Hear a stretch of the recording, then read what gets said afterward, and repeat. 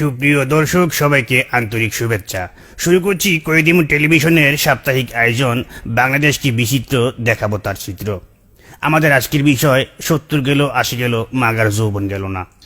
এদিকে আমাদের আজকের আমরা প্রোগ্রাম সাজিয়েছি একজনের বিয়ে নিয়ে। সেটা হচ্ছে, আপনারা সবাই জানেন যে রেলমন্ত্রী কিছুদিন আগে বিয়ে করছে এবং তার বিয়ে নিয়ে আমাদের আজকের অনুষ্ঠান। সুপ্রিয় দর্শক, আপনারা দেখেছেন বাংলাদেশে প্রায় সবগুলো চ্যানেল তার বিয়ের গায়ে হলুদকে লাইভ করছে। আমরা কয়েদিমু টেলিভিশন চেষ্টা করছিলাম তার ভাস্করকে লাইভ করতে, কিন্তু উনি লজ্জায় দিলেন না। যাগুয়া স্বামী দিকে আগুয়া, আমরা চলে যাচ্ছি আমাদের প্রোগ্রামের ভিতরে। শুরুতেই তার বিয়ে নিয়ে আমরা শুনবো কিছু বিশিষ্টজনদের মতামত। আসলে 70 বছরের ইঞ্জিনের সাথে নতুন বগি কিভাবে চলবে আমার বুঝে আসে না। তবে হ্যাঁ, যেহেতু ইঞ্জিনের সাথে বগি লেগেছে, ভালো চলুক, এটা আমরা সবাই চাই। তবে হ্যাঁ, পদ্মা সেতু কিন্তু হবেই।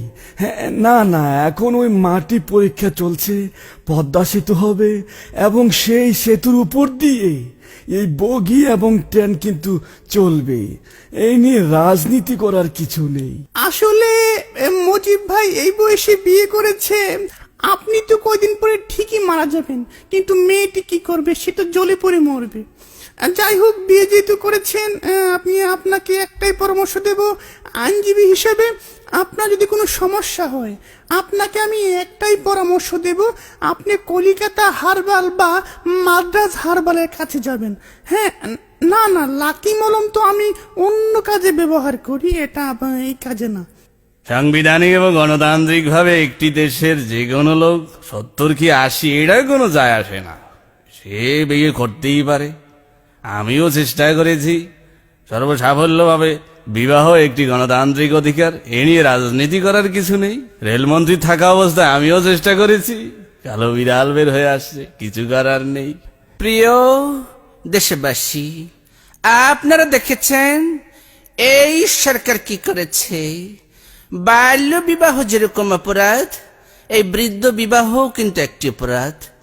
এই সরকারের মন্ত্রী কি যেন নাম, রেলমন্ত্রী, একটি অল্প বয়সী মেয়েকে বিবাহ করেছে।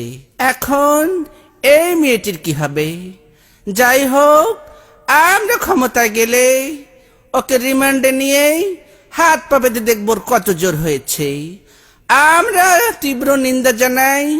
আগামী ঈদের পর তীব্র আন্দোলন হবে। হ্যাঁ, ঈদের পর কোন ঈদ সেটা জানিয়ে দেব।